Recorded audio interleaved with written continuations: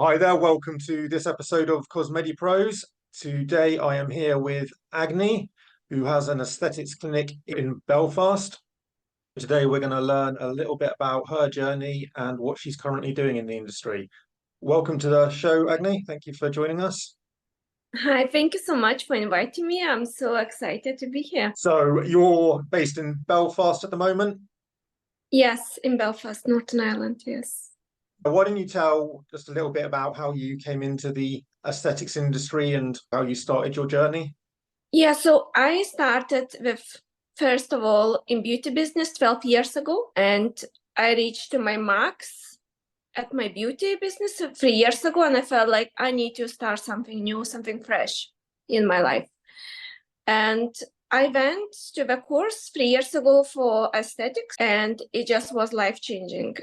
I had so much passion for it and so much training, so much knowledge. It was the best thing I did. So I studied the industry for 3 years now, came from beauty industry, and it was just amazing starting off. And I'm just keep updating myself every year. I'm doing training every year, learning every year. Is so much to do in this business. But you know what I'm doing all this is for my own upgrade, for my own knowledge, to do the best for my clients. And it's just so important for me to give the best what's out there. Like it was a few years ago, beauty was really on top, and now I just felt like aesthetics is taking over. So I felt like I have to change it to aesthetics because this is the path to go, you know? Yes, definitely an opening up field as well, I think, with a lot more medi spas and that opening up as well, and I think doing fuller range of treatments. So was there any particular challenges coming from what you did before in beauty, transitioning to aesthetics? Yeah, so first of all, so I'm coming to aesthetics, I'm coming with like open heart, with the best intentions for my clients, and I felt like I started going to all different conferences, and I felt like really some discrimination, because first question we ask, what's the background? And I'm coming from beauty, and it's felt like they don't acknowledge me as a doctor, let's say, and I felt like it's have to be like more talked about it, and more, because non-medics can be as good as medics. And I felt out there when I go to these official events, because I would attend quite a lot and go to so many trainings. I felt like not respected as such. So I think that was my biggest, not like issue, but thing I have to deal with. Yeah, I think there's a little bit of a divide. Have you found, so now you're more established and you've obviously done a lot more training, have you found that's changed and you've more acceptance, or do you find you still have to battle with that a bit? Like my first year was, I went for training every single month. I did so much training. I spent like big amount of money for this, because I just felt like I need to prove I'm good enough, even if I was good enough. I felt like, and it never was enough. And I felt like it doesn't matter how much you do, you felt like, okay, you are non-medic and you're not good. Doesn't matter if you do your best work. So I think that's the one issue, and I don't think that it's gonna ever change. I don't think it doesn't matter you do 1 year, you do 5 years. I think it's always gonna be there. Just because of the different experience and background people come from. I think as the training gets a little bit more, or certainly in the UK, unified, that might help it a bit. But I can see there's probably always going to be an element of a divide just because how people experience and grow up. The thing is, like, I went to so many conferences, met so many trainers, and I said, can I train with you? And they said, yes, you can, but we can't give you in same group with medics because medics not gonna like this, but we can teach you, no problem. Exactly same thing, but they can't know this. Okay. Do you know what I mean? So I felt like it's in a way unfair.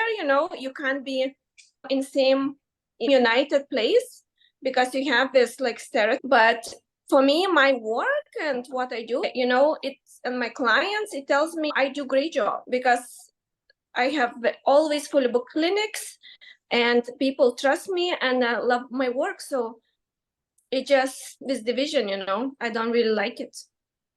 At the end of the day, the results speak for themselves. Yeah. And what are some of the treatments you offer at your clinic? And do you have certain approaches you favor or enjoy? Yeah, so I do all the injectables, derma fillers, Botox, skin boosters, everything was out there, but I'm always trying to be on top of a thing, always trying to make first to anything out there. I love to be, to provide what's the best for my clients. And for me, it's what gives me purpose of my job, to provide the best treatment. I think that's why I think I'm so busy, because we know we come here, we will get the best treatment and the best product. Obviously, you've got quite a good client base at the moment. Was it difficult to build at the start, or did you bring some with you from the beauty? It was extremely easy to start business because I already was in beauty so many years. I was 19 years already in beauty, and most clients who never tried even aesthetics, they came to me just because they felt they can trust me from their beauty. So I was busy from the start. I never had issue with clients, never had to feel like it's not enough. I was fortunate having that base to start with, and I know. obviously, 9 years doing it as well. I can see you would have probably learned quite a lot of stuff that would help you transitioning as well, just from a general sort of business challenges. But I started this not because I needed to start, because I just wanted, and people see what I'm doing. I'm trying to provide the best experience and the best, and I felt like, okay, from beauty, I provide my max what I can to my client. But now everything's shifting and everyone from beauty comes into aesthetics. And I felt, okay, I need something extra. So I started to do the job because to provide the best for my client. I think that's why my success came with aesthetics, because I'm doing for them. That client-focused passion, has that always been your sort of passion and drive? So, I always wished to do this job, like many years ago, maybe, I don't know, at least maybe seven years ago, I was always dreamed, I wished to do this job. And I just never knew how to go about this. And when it came opportunity for me to do this, I just could not be happier to do it, to make myself best, to provide the best for my client. Because I live for my work in a way. It's like, it makes me happy. It makes me happy to do the best. And this just brought like completely different angle to my work. I love it. aesthetics is quite trendy amongst the ladies, but I know you all focus a bit on the male side of the treatments. Yes. Do you see that becoming more of a trend, and where do you focus in that? Yeah, so I really, really want to put on board gents on this, because I do get a lot from like women brings their own men to get treatment done. And we feel like in a way like encouraged by them, but I know they would love it. I feel like it's out there. It's like still this, oh, man should not do all this. It feels like we're not supposed to, we're not allowed to be looking well and getting anything done. But once they come to me, they love it so much. They actually booking without even women. Like they are booking themselves. They contact me themselves and it's like, can I book with you to get something else, because we start seeing progress, we start looking well, and I think that's the best, and I think they should not be shy and should come on board more. But it is more like stereotype and more like from outside we feel like we will be judged, or like from work or friends. But once we get it done, we're like, okay, I like it. It's taking that first step. It's becoming more accepted for men, taking pride in their appearance and taking the treatments. But I can see in some areas, I think it is still a bit, your mates are going to take them account for you. But I think a lot of the time as well, because I see this with the kind of SMP, scalp micropigmentation as well, sometimes they think that's going to happen more than it does. But then once they've actually had it, sometimes then their mates are actually like, oh, actually, I'll go and try that as well. So it does become more popular as it goes. Is there a specific treatment you find men tend to go for is all particularly popular at the moment? So most of them come for the Botox. For the Botox and nasal folds, it's very, very common treatment, and skin boosters for your skin condition to improve. But free treatments, I would recommend and I would advise to get it just to make it, anyone I do, no one looks, they are done. We get it done and you would never even notice we got it done. They look better, but we don't look done. That's my main goal for any one of my clients, to look better, just not to be done. Because I'm more like natural approach. And I think when women comes to me, they like it. And when we bring men, they trust, I suppose. Because I would say when men see when woman, okay, she looks okay. She's not overly done. Okay, I can trust her and can come here. Do you find going for the natural enhancement and getting the natural look, do you find sometimes you have to kind of balance that with patient expectations or in this consultation? Yes, I do.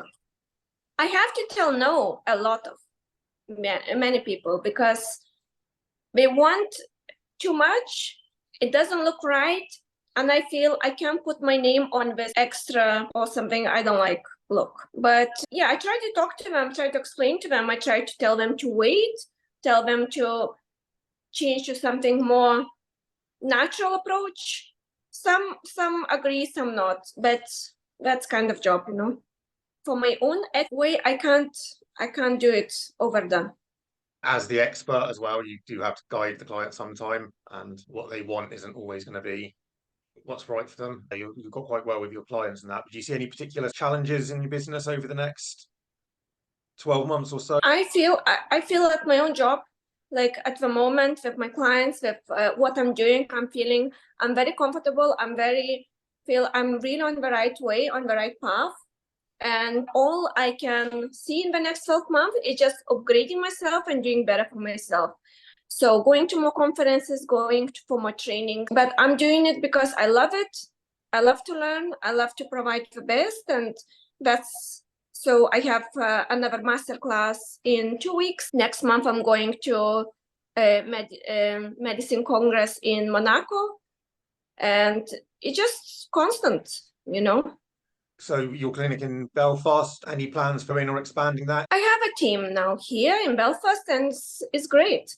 I love what I do. It gives me great flexibility. I have great balance with my work and life, and I don't see anything changing. I love it how it is now. I don't overdo it as well, because when you just live for work, it's just no balance. And and the more stuff you have, the more stress you have. So I like where I am now. I really, really love it.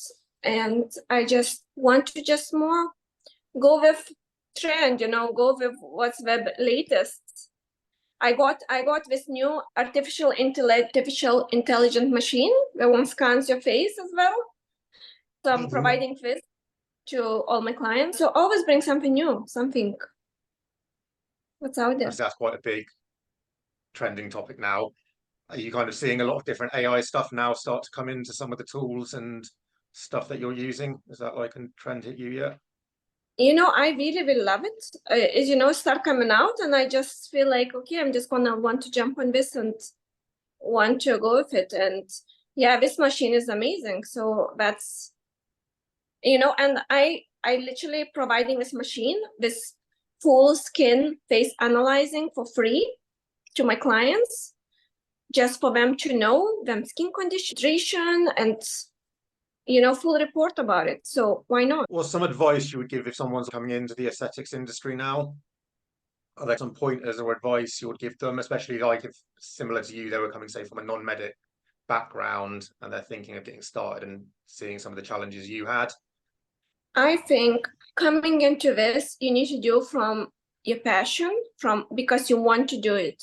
Because if you're gonna do it to make more money, that's never gonna work. You're gonna fail at some point, because this is not something you can do just for money. Because this is safety first, and you're trying to do the best for your clients. That's have to be your main priority. You want to provide the best treatment, the best service. Because if you come from, oh, I'm going to make more money, that's not how it is. So my advice is to do it for the right reasons. I think, like, yeah, you kind of go in it for the money. When stuff gets hard or when you do face challenges, that kind of loses the motivation. You do need something more there. So you've joined Cosmetic recently. What was your motivation for joining Cosmetic? What do you think that added to you? So I really love Cosmetic because it gives me, like, as a non-medic, it gives me some proof and a proof to show out there, you know, I have insurance, I'm working same like anyone else, I have training, I have everything same like anyone else, you know, I'm just doing my best. So Cosmetic for me, it helps a lot because I can show, you know, I am with very reputable company working along and I am approved. I am good, you know. So for me, it's really, I love it. Yeah. And then, so for clients coming into your clinic, you've got your AI tool. And what's the consultation procedure and what can they expect as a new client coming in and meeting you for the first time? Yeah, so everyone have a consultation prior their appointment. They got obviously all them forms filled out before they even come in here, if they even able to get any treatment done. But everyone get face-to-face anyway treatment, and I will be offering from now on everyone get this face scan with full report to them phone, and they can choose what you want to do themselves. I give advice what we could do, improve, but if they want to do their own thing, we can. I just give them this tool for them to able to see what's the real condition of them skin. What kind of resources do you look to for your own education or as good models to follow? Who is there? Organizations or individuals that you would look to? So for me, I really like it, and I'm following AMWC. This is how we called, I think, Euromedics, something like this. And so I do all them webinars, I do all them because we have all live in one platform.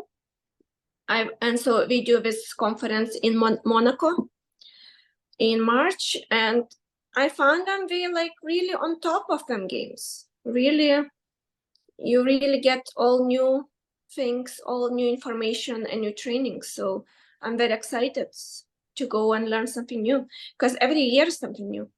I try to go to different countries, conferences. So far, I found in UK it's the best conferences in London. They are really advanced and really feel like you are there in the good hands, you know. Other countries I felt so far be more for self, you know. It's not about educating you as a practitioner. In UK, I found it's more about safety, about, you know, who you are and how you're doing treatments. But I'm excited to try this in Monaco to see what's the difference, you know. But I feel like it's gonna be really. Since working in aesthetics, have you found there's any common myth or misunderstandings people have that aren't correct in the industry? You know, I don't really look into negative part. I don't really look into what's out there. I just trust myself because, you know, most people who comes to me, they never had anything done. Most of them, they think if they get lips one time done, they're gonna look like big duck lips. They all afraid of it. And I have to tell each of them after one time, first time, one mil, it doesn't do that much, you know, for you to end up with a normal look. So I think that will be the biggest, but apart from that, I don't know. I'm just trying, everyone who comes to me, it feels like, especially who comes first time, they come to me because they trust me. Because otherwise you would not come to someone you never got that done before if you don't trust them. Because I look very natural, I don't look done, and they look at me and they say, okay, I can trust you because you're not overdone.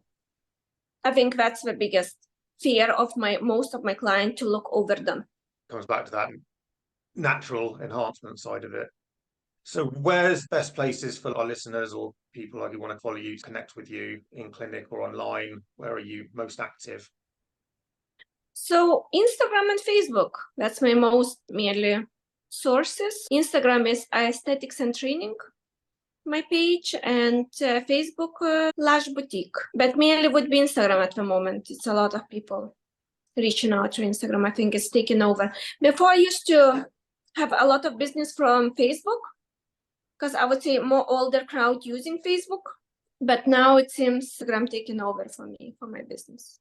Did you say your Instagram account that you use in your social media, did you kind of start afresh on the aesthetics, or did you transition to the beauty one? So I did not for my work Instagram before. So once I started aesthetics, I start using just mainly for work since I started aesthetics. But for Facebook I think it's, I don't know, 8-9 years same. I kept it same because everyone knows me from beauty, and they just contact me through there. I did not change anything on Facebook, but on Instagram, yes, I created completely new platform and just concentrated on one thing. For you putting out content, what have you found works best for your sort of clients engaging or getting in touch with you from Instagram? Is there like before and afters, educational stuff? Do you have a particular content style? Most of them comes like through someone recommended.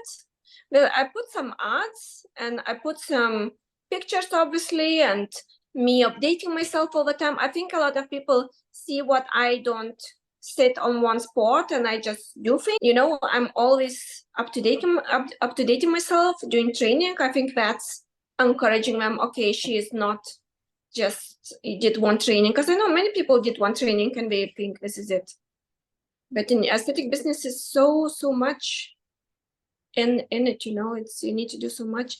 So I think in Instagram a lot of things I'm doing, and recommending from other people as well. One comes because I live because my business in Northern Ireland, and Northern Ireland is not very big, and it feels like you do one good, they tell a friend comes to you, because most of my clients actually travel very far, like 2-3 hours drive. So I feel like I'm doing something right, because they do travel, from different cities, and because I live in North Ireland, so some people travel from south of Ireland to come to me. So, but the same thing what happened with me in beauty. I always had people travel far. So I suppose once you find someone you like, you don't care about how far. Yeah, I think that's definitely a testament to the good work you're doing, especially if people are prepared to travel that far to go. They're definitely not just going for convenience, they're actually going because they want you and the results you're giving them. So is there any other plans or thoughts you'd like to share with our listeners today? I think just keep it good work, just keep doing the right work and what's right for you and for your clients. I think that's the main thing, to success. Clearly very successful, and I think you've shown a very good model of just doing you, following your path, delivering good results and keeping up to date and skilled and everything. And the clients are going to come to you because that's clearly that's what's happening to you with your sort of referrals. I hope you have continued success with that, which I am sure. Wherever people are watching this, there will be links to your Instagram and they can connect with you and ask any questions. Thank you so much. It's amazing to have this chat with you. Yes, good to get to know you, and hopefully we'll continue to speak to you some more. Of course.